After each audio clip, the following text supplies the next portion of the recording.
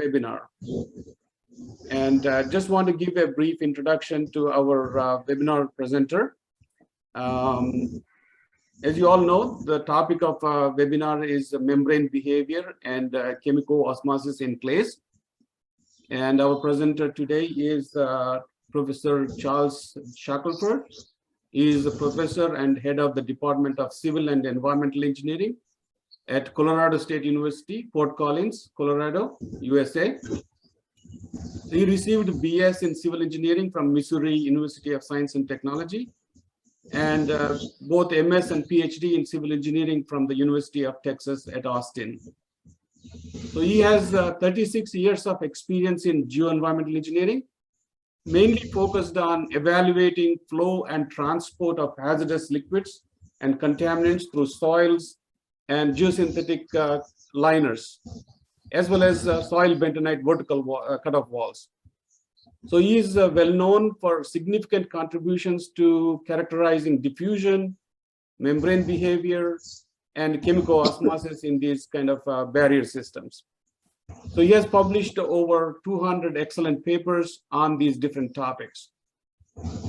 He received many awards and honors, including NSF National Young Investigator Award, ASCE Walter Huber Civil Engineering Research Prize, ISSMGE TC215 Kerry Rowe Honorary Lecturer Award, and many others. As you all may know, he served as the editor of the Journal of Geotechnical and Geoenvironmental Engineering, and also the Journal of Hazardous Materials.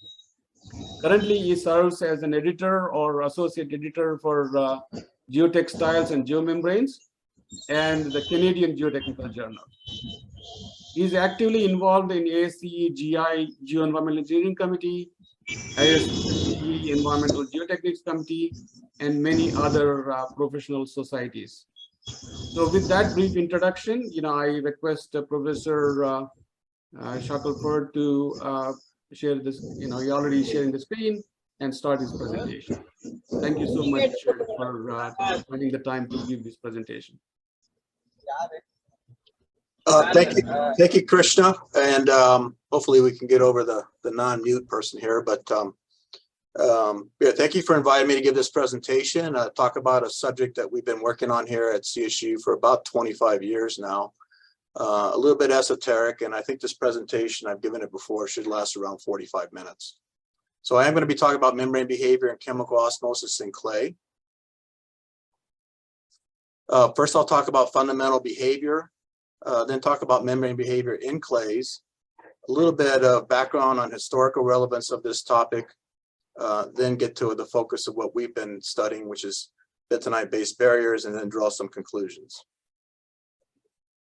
So fundamental behavior, chemical osmosis, designated as Q sub pi here, is a flow of liquid, and specifically water, through a porous medium in response to a solute concentration difference from lower solute concentration to higher solute concentration. Chemical osmosis results from solute restriction, also referred in the literature as anion exclusion, and it's also known as semi-permeable membrane behavior. Membrane behavior results in the development of a chemical osmotic pressure difference, a delta P pi here. And the degree of solute restriction is reflected by a membrane efficiency coefficient designated as omega, which ranges from 0 for no solute restriction to unity or 100% for complete solute restriction. Need to think about chemical activity here. So chemical activity is a dimensionless representation of an effective concentration and relates to the chemical potential as shown by this expression here. So the activity, the chemical potential is a function of the activity. The chemical activity of water, and I'm referring to molecular water, H2O, decreases as the salt concentration increases. So this is a classic graph out of a classic textbook by Robson Stokes, 1959, electrolyte solution, showing the activity of water on the y-axis and the salt concentration on a log scale on the x-axis. Two different salts are shown, sodium chloride and potassium chloride. And as you can see, the activity of water will decrease as the salt concentration increases. Therefore, the activity of the higher salt concentration side of a solute restricting membrane is lower than the activity on the lower salt concentration side. So we speak of chemical osmosis as occurring from low salt concentration to high salt concentration, and in fact, it occurs from high water activity to low water activity. To illustrate the concept here, I've invoked these reservoir systems. You'll see these in classic textbooks like Mitchell and Soga. Fundamentals of Soil Behavior, for example, has representations that look like this. So what I'm showing is a perfect membrane, omega equals 1, complete solute restriction that separates a left reservoir and a right reservoir. I'm going to instantaneously put sodium chloride on the left-hand side. You can see here at the bottom what the conditions are going, or are initially there, 0 concentration and activity on both sides is 1. Now the concentration on the left side is greater than the right side, but the activity of the water on the right side is greater than that on the left-hand side. So what's going to happen here is I'm going to get chemical osmosis occurring from right to left. You can see the water levels will change. And the difference in those water levels is capital, I'm designating as capital H sub pi here. That's the chemical osmotic pressure head. It's related to the maximum chemical osmotic pressure. And this is this magnitude of this value will be a function of what the salt concentrations are on each side of the reservoir. Again, this is for a perfect membrane, omega equals unity or 1. And this is, by the way, this is what we call an open system because both sides are open to atmosphere. You also note here, if you stuck a standpipe or piezometer on the left-hand side, the water pressure on the left-hand side is greater than the water pressure on the right-hand side. This was for a perfect membrane. Let's look at the case for a non-ideal or non-perfect, or called a leaky semi-permeable membrane. I'm showing the capital H pi here as a reference point, and I'm showing a concentration. I've already had the concentration on the left-hand side like I had in the previous slide. So what I'm going to do here is I'm going to open up one of these pores. So reduce the membrane efficiency to a value less than unity. And this pore is large enough to allow these solutes to migrate from left to right, and they will do so due to diffusion. So you have a concentration gradient from left to right, so you've got diffusion occurring from left to right. And watch these water levels. As we get diffusion occurring from left to right, the water levels are going to change. And they change now because the activity of the water on the right-hand side is now lower than what it was previously, and the activity on the left-hand side is now higher than what it was previously. And so I designate the difference in water levels at this stage as lowercase h sub pi. This is the actual chemical osmotic pressure head that's developed with these conditions in place. And my actual chemical osmotic pressure is going to be h pi times gamma w, and that's going to be less than the maximum value, which is again shown here for reference. I allow this to keep going, and eventually what will happen is the concentrations of the salts or the solutes on both sides of the reservoirs will equilibrate, and the osmotic pressure will go to 0. It's important to realize here that the osmotic pressure is destroyed or goes to 0 because the boundary conditions weren't maintained, not because the omega value is 0. And my third illustration is I'm going to start off with the leaky membrane. Again, I have an open pore in here. And this is going to be the system that we actually use to measure our membrane efficiency coefficients.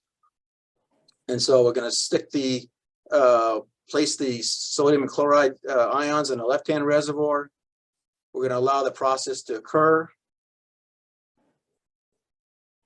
And again, we develop a lower chemical osmotic pressure head relative to what the maximum values are based on what the concentrations on each side are.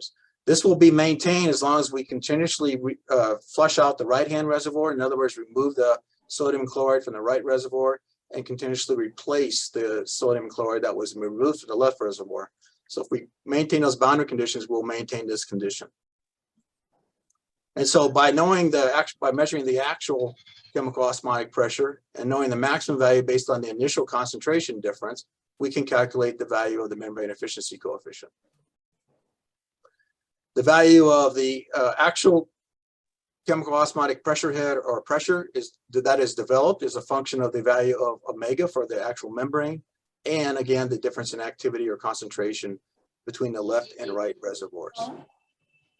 So we know that for a given change in given difference in initial concentration or activity, we know that the actual pressure will approach the maximum value if omega is 1, and the actual pressure will approach 0 if omega is 0. Let's talk about membrane behavior in clays. So solute restriction occurs when the effective diameter width of the pore in the clay is smaller than the hydrated diameter of the migrating chemical species or solute. So I'm just showing sodium chloride here and giving you an idea of the magnitude of their hydrated radii. In clays, clay particles behave as charged membranes. So what I'm showing here is your classic schematic where you have two clay particles separated by a distance d sub p, which is the pore diameter, pore thickness. The clay particles are charged negative, so the electrical potential that emanates away from the clay particle, the extent of how far that emanates into the pore is known as the thickness of the diffuse double layer. And then there's a zone out here in the middle where the electrical potential is not effective, and that's really the effective pore diameter through which the ions can travel. As I'm showing here on the left, the chloride ion, the hydrated diameter is greater than the effective pore thickness, and so it will not penetrate that pore. And the cation is held back as well because we have to satisfy electroneutrality in solution. So you have to, the sodium can't separate from the chloride. Again, this is what is referred to as anion exclusion, leads to an effective porosity effect. And there are two mechanisms that can lead to solute restriction in clays: a physical mechanism and a chemical mechanism. Let me try to illustrate those. So this is the physical mechanism. Again, I'm showing my two parallel negatively charged particles, the electrical potential distribution. And this is a case where the effective pore diameter is greater than the diameter of the hydrated chloride ion. And this would be the case where we have low effective stress or high void ratio, high porosity.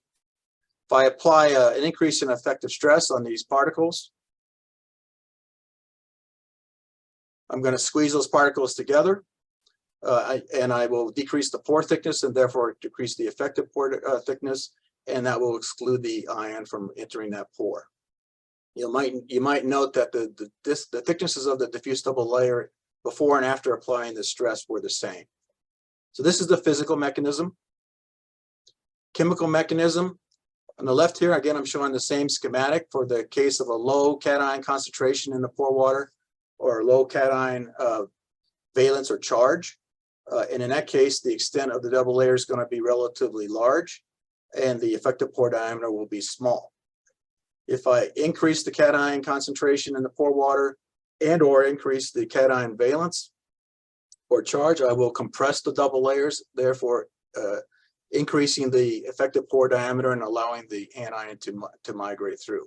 So the chemical effects are due to the concentration and valence or charge of the cation.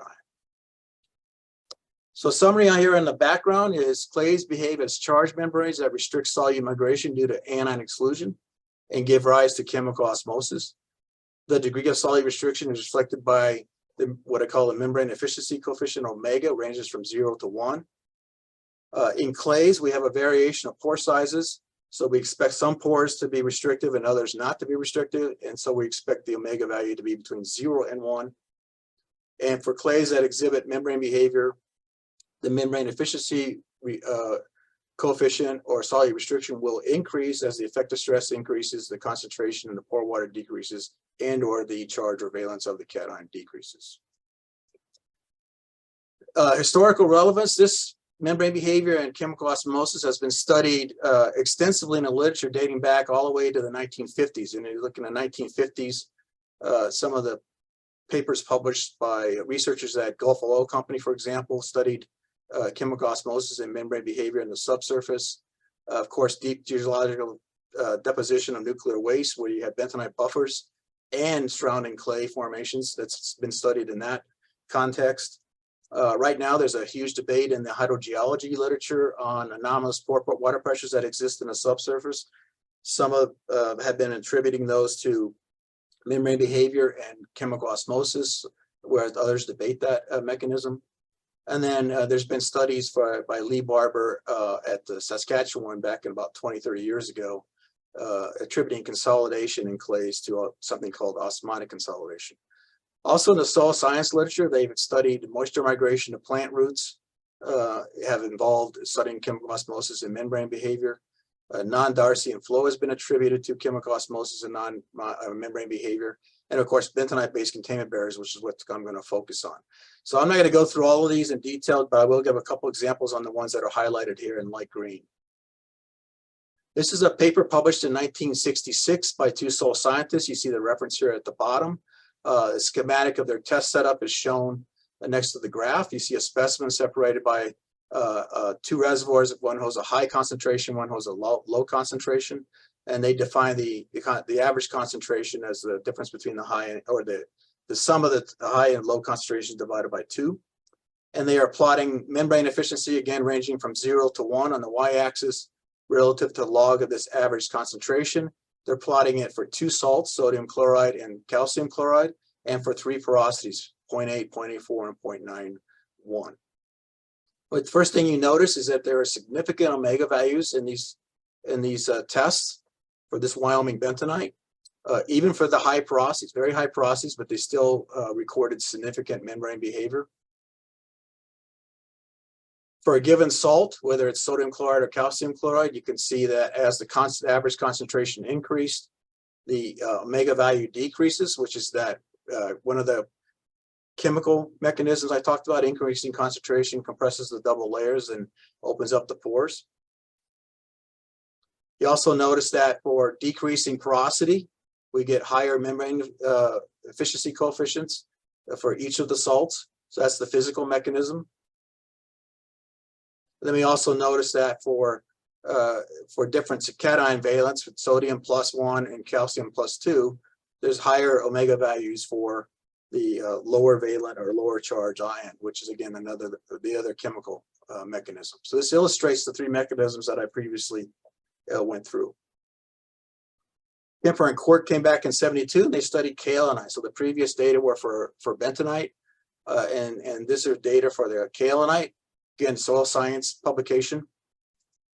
First thing you notice is the omega values relative to the previous slide are quite a bit lower. This is despite having a lower porosity. Remember, the porosities in the previous slide were 0.8 or higher, and very low concentrations. So very low omega values for kaolinite relative to bentonite. The question is why?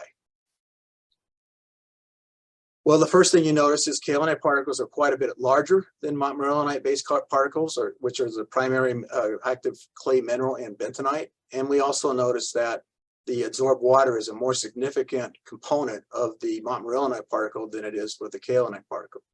So because kaolinite particles are larger, we expect the pore sizes to be larger as well.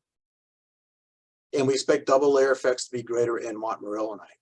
So this is really the reasons why you would expect lower membrane behavior in kaolinite relative to montmorillonite-based clays such as bentonite. This is some data from the late Hal Olson, 1969. He studied kaolinite, and what you see here is the effect of consolidation on membrane behavior. On the left plot, we see a classical E log P or consolidation curve, a loading and unloading segment. And at each of these data points in here, he measured the membrane efficiency coefficient, which is in the right-hand plot, as a function of effective stress.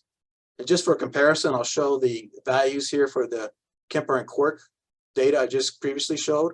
Again, quite low omega value, 0.04 for that data set that Kemper and Quirk showed. But as you can see on the right-hand side, if you increase the effective stress, you get much higher omega values. So you can enhance the membrane behavior of even low activity clays such as kaolinite simply by increasing the effective stress. And then the last paper I'll go through here is a paper published by Pat Fox in 2000. And they were measuring permittivity of GCLs. Permittivity is essentially the slope of the discharge velocity versus the head difference based on Darcy's law in here. And what I'll note is that in the paper, they had observed that they got flow occurring even when their head loss was 0. And they actually didn't know what this was due to, but they speculated that it was due to membrane behavior in chemical osmosis, to their credit. And I will point out that this paper was published in 2000. This is before we started publishing a lot of our results of membrane behavior on GCLs.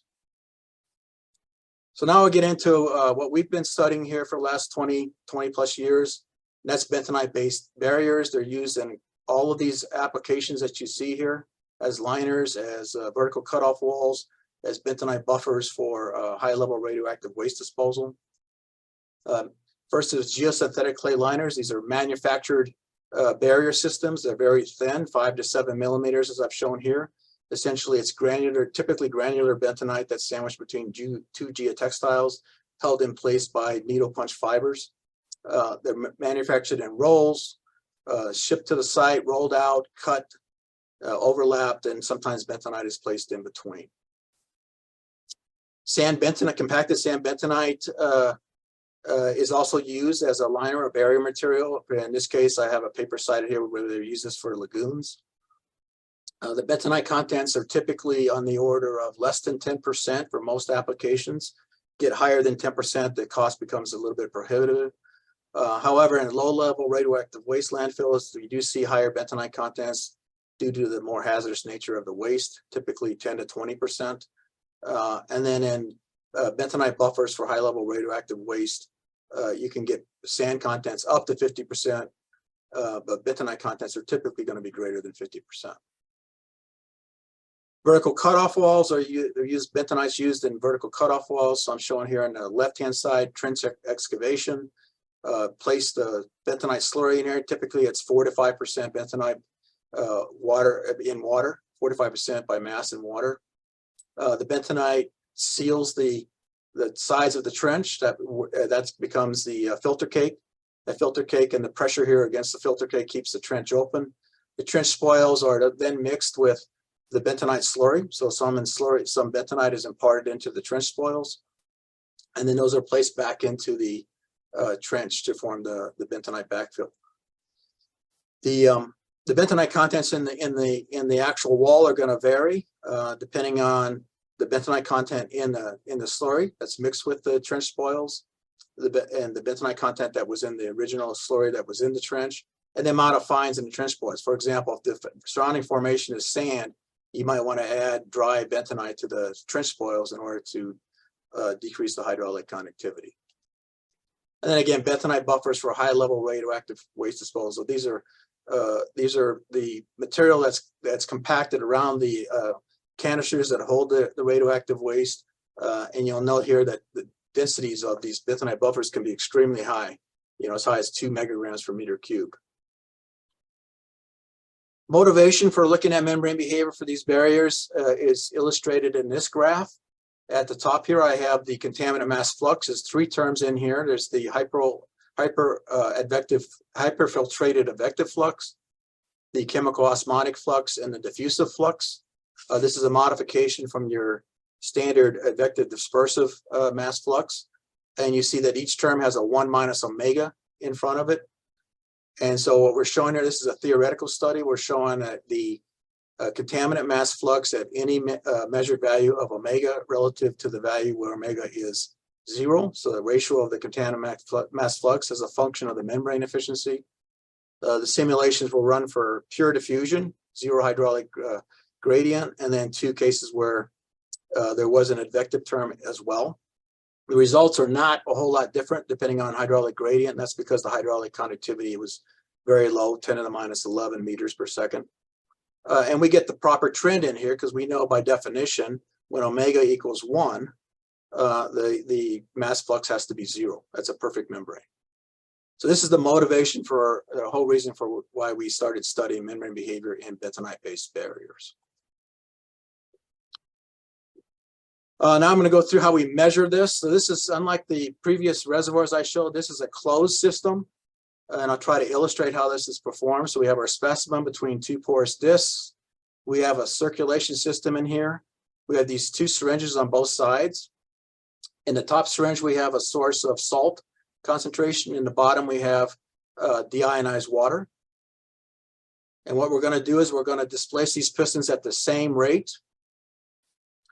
It's going to force the liquid down through the tube across the boundaries of the specimen, and then in the back and collected in the back end in here. So it's a closed circuit loop. And so we have a closed system. There's no volume change in the system. By the way, the tubes and the syringes are all made out of stainless steel, so there's very little volume change in the system. The time it takes to displace the piston is on the order of 1 or 2 days. And then once this gets displaced fully, we rapidly refurbish the concentration in the top and the DI water in the bottom. That takes less than 5 minutes to do that, and then we repeat the process. Because of the concentration difference that occurs, we have high salt concentration on the top, zero concentration on the bottom. We want to develop a chemical osmotic flow from bottom to top. However, because there's no place for the water to go, we are preventing that from occurring. And as a result, chemical osmotic pressure will want to build up across the specimen, and we will measure that with the differential transducer. Let's see how that looks. You see here right at the pressure diagram, once it starts to go across, we start to develop that chemical osmotic pressure. And you know what we have here is a leaky membrane because we didn't get complete solute restriction. A couple of the ions got through the system in here. We now also notice that the collected salt in the back end of the top syringe is less than it was originally, and at the bottom it's greater than what it was originally. We take the steady state value of that pressure. That's our chemical osmotic pressure that's been developed across the system. And knowing from the initial concentration difference, we can calculate the maximum value. Measured value divided by the maximum value gives us our membrane efficiency coefficient. We can also measure the concentration that got through the specimen into the bottom. Knowing that concentration, we know the volume of the bottom syringe, cross-sectional area of the specimen, and the time interval at which this occurred. We can calculate the diffusive mass flux.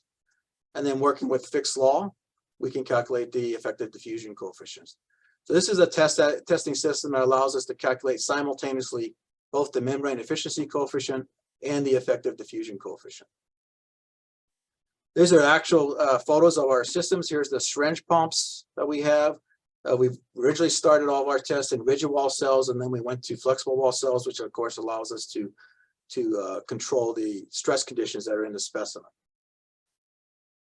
These are our first results. They're for GCLs, published back in 2002. It's for a rigid wall cell and potassium chloride.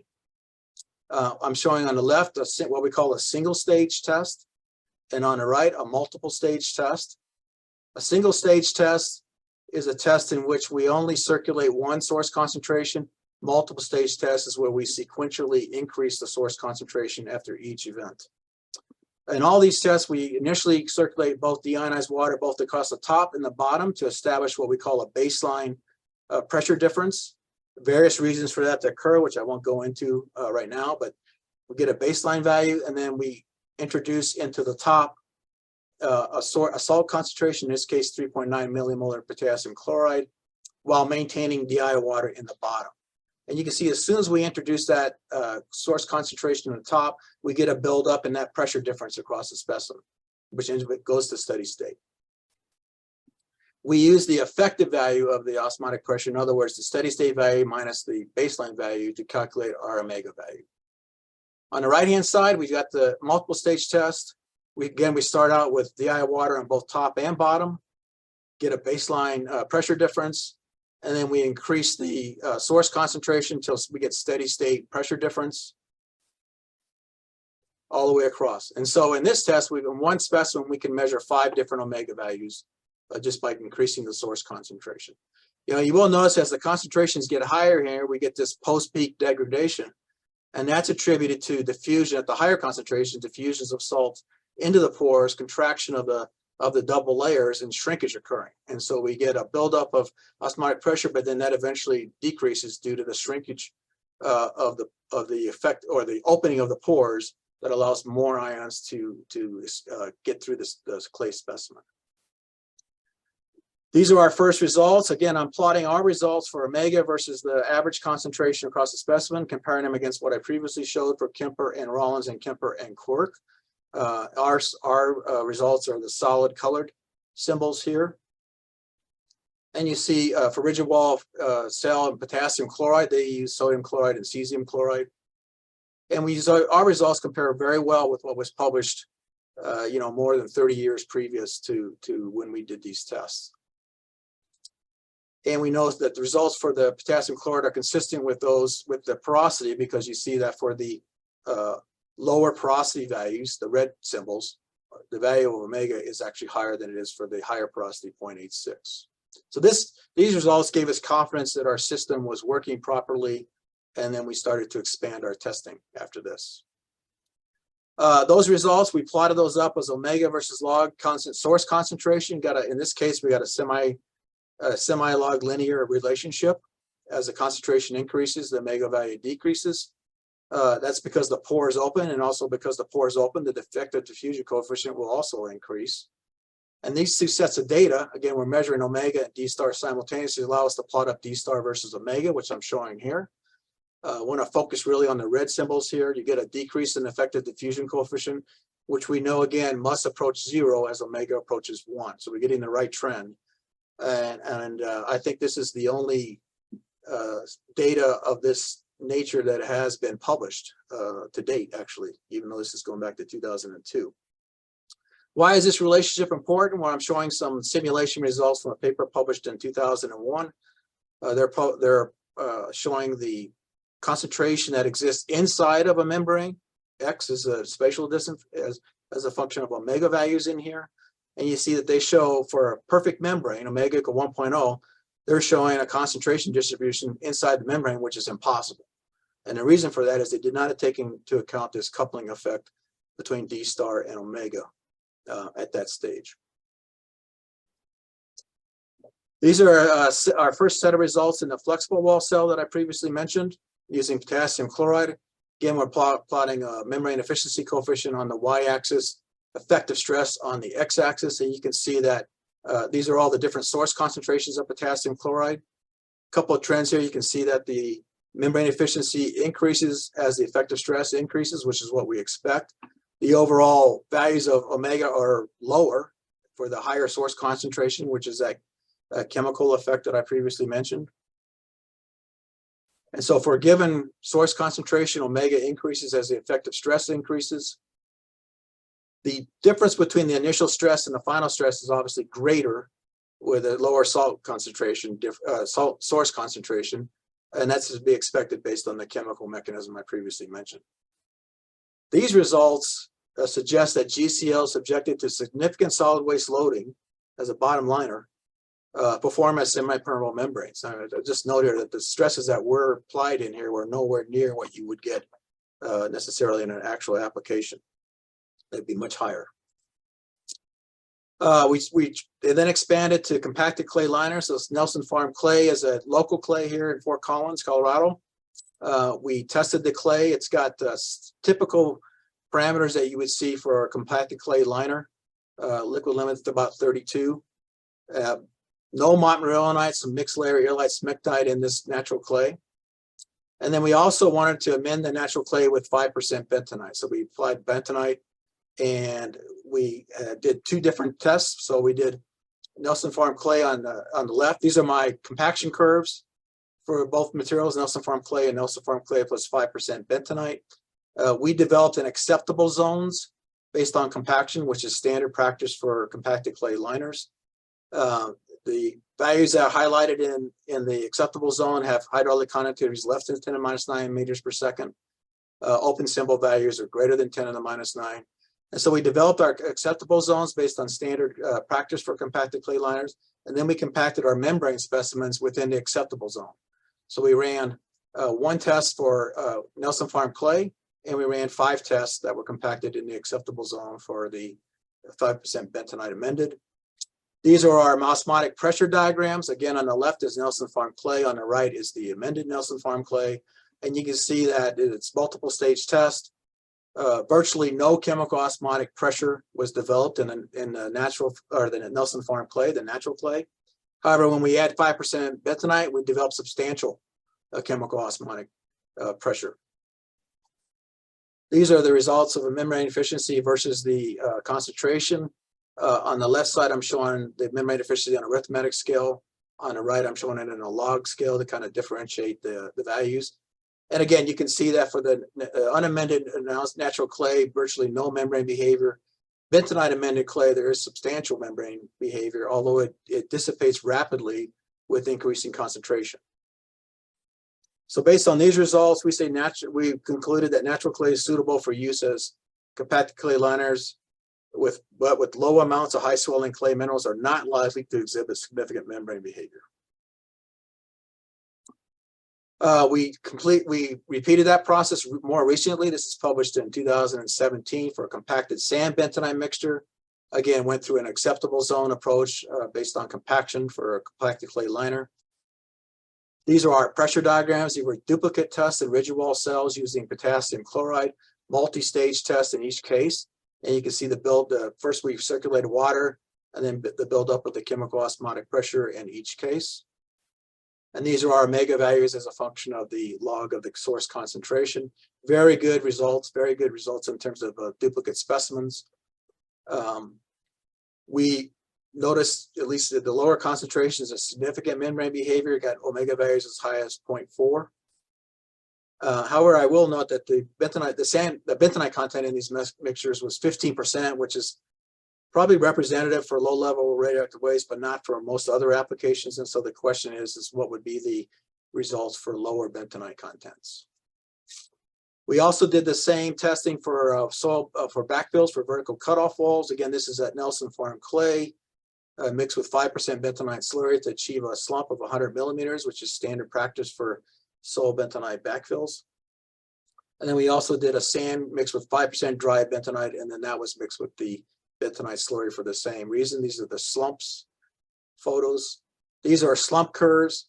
So what we do is you develop the slump curve. We determine the water content at which we want to compare our specimens. And you notice for the Nelson Farm clay, there was 2.12% of bentonite. That's attributed entirely to the bentonite slurry being mixed with the Nelson Farm clay. And then in the case of the sand bentonite backfill was 7.2% bentonite.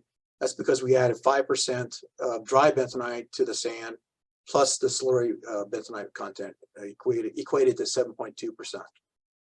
These are our osmotic pressure curves as a function of time.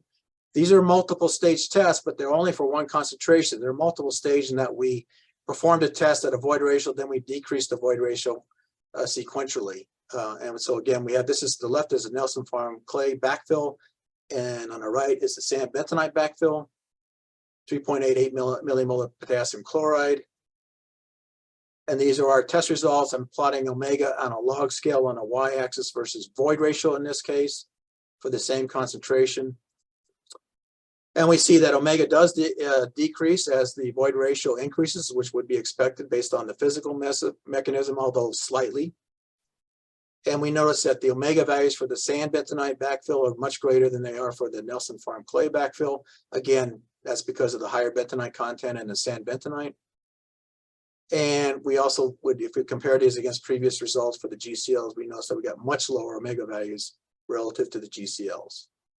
So membrane behavior of soil bentonite backfills for vertical cutoff walls is likely insignificant unless a significant amount of dry bentonite is added to the backfill.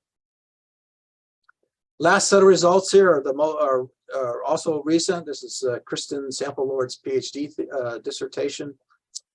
We tested unsaturated bentonite. So the schematic for the cell is essentially the same as previous, except we placed 2 high air entry discs on each side of the specimen in order to control the degree of saturation.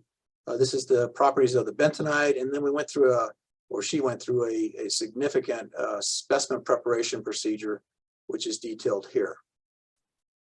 And these are her results. So again, on the y-axis, I'm plotting membrane efficiency coefficient, in this case, degree of saturation on the x-axis, and then 3 different source concentrations, 20, 30, and 50 millimolar potassium chloride.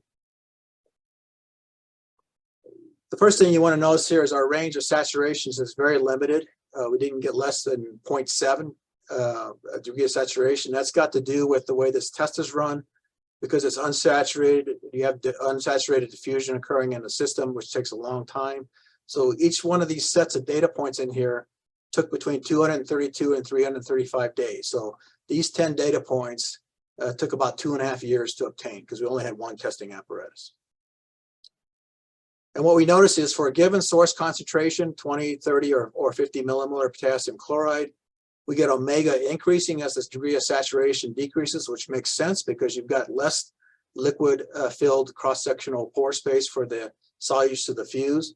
And so you would expect membrane behavior to be more substantial than an unsaturated bentonite. We also notice that for a given degree of saturation, the membrane efficiency coefficient decreases with increasing source concentration, which makes sense based on the chemical mechanism. And we conclude that results have important implications, especially for highly compacted bentonite buffers used for high-level radioactive waste containment. So conclusions. Solid restriction or semi-permeable membrane behavior can exist in natural clays comprising a significant amount of high-activity clay minerals, such as bentonite and some shells, and or for highly densified low-activity clays. In open systems, the existence of membrane behavior leads to chemical osmosis, flow of water from lower solute concentration to higher solute concentration. The existence of membrane behavior in closed systems where chemical osmosis is prevented from occurring results in the generation of a chemical osmotic pressure difference. The existence of membrane behavior in bentonite-based containment barriers can significantly improve the performance of the barriers with respect to restricting contaminant transport. Membrane behavior may be significant in geosynthetic clay liners and compacted sand bentonite mixtures with significant bentonite content. Membrane behavior in natural clays suitable for use as compacted clay liners and in soil bentonite backfills for vertical cutoff walls is likely to be minimal unless these materials are amended with significant amount of bentonite. Membrane behavior of clay is expected to increase with decreasing water saturation, all other factors being equal. And membrane behavior is likely to be substantial in bentonite buffers used in high-level radioactive waste disposal. All of the vast majority of the research that results that I showed were supported by our National Science Foundation here in the U.S. The first 5 individuals here on the left were our former graduate students that worked on these projects. And then Joe Sky here on the right is my colleague who has also worked with me on this topic. Thank you. Yeah, thank you very much, Chuck.